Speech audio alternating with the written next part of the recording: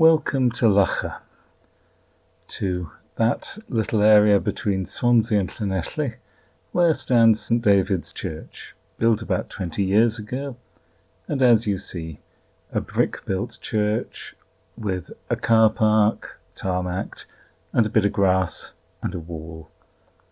Not an awful lot to encourage wildlife, the odd bush, some trees on the other side. But Ecochurch has encouraged us to do something. Here it is, grass and a wall. So we had a look and we had a think, and Renew Wales sent a man who encouraged us to think about what we could do. So, after a while, we decided to plant a tree. That's a plum, a damson actually, and if we swivel the other way, there's another plum, and I'm not going to show you the one which died. Here's a patch which is a wildflower garden. Not very good at this time of year, but yes, it's had a few wildflowers. And there's the shed, which we call the Bishop's Palace, which has got a roof and a downpipe, where we're hoping to put a water butt so that we can water. Some of the things that are encouraged by the compost, yes, that's a compost bin that we put there, mainly gets grass cuttings, but it'll all help. We can't do a lot about the car park. We need it. It's a large space, and yes, it gets filled with people when we have a Christmas event and so on.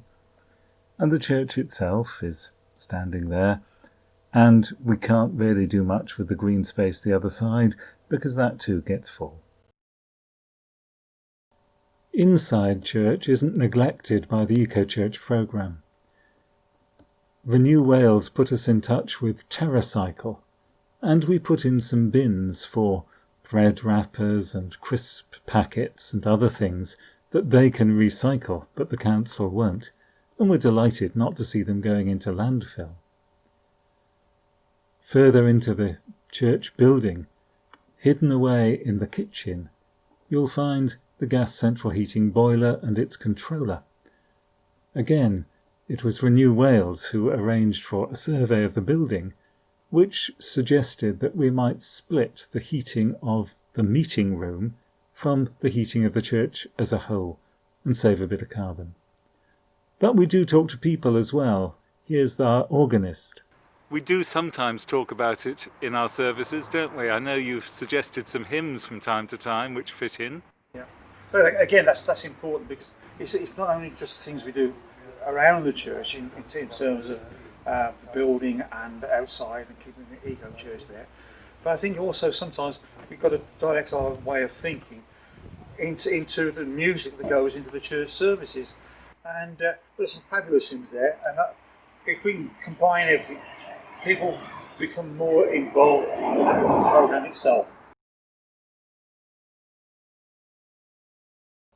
Here is a wonderful view, looking west over the bridge, the road bridge and the rail bridge towards Llanelli, down the estuary to the Bristol Channel and the Atlantic. On the left is Gower, and on the right, well, looking towards Llanelli. And as you look over our neighbour's garden, if you come round, you find St Michael's Church.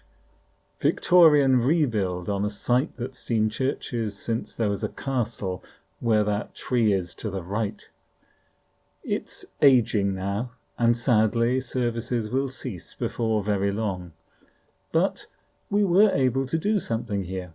Our electric supply was coming from goodness knows where, and we were encouraged to find a green supplier, and it didn't even cost us anything more. We feel good about that.